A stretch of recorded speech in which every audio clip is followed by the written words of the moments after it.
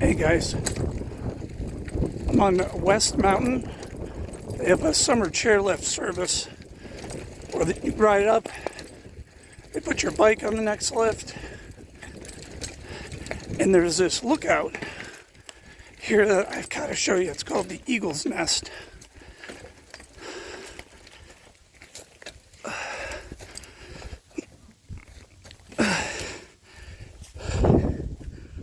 Oh yeah. My God, look at this.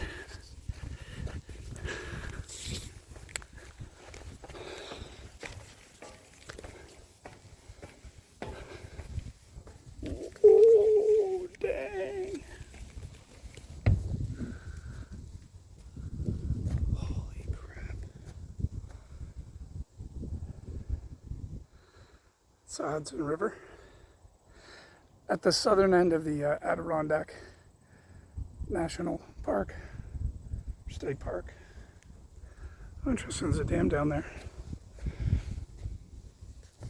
Yeah, so during the summer, you can hike, you can take the chairlift up and back down, but you can also do downhill mountain biking. And so that's what we're doing.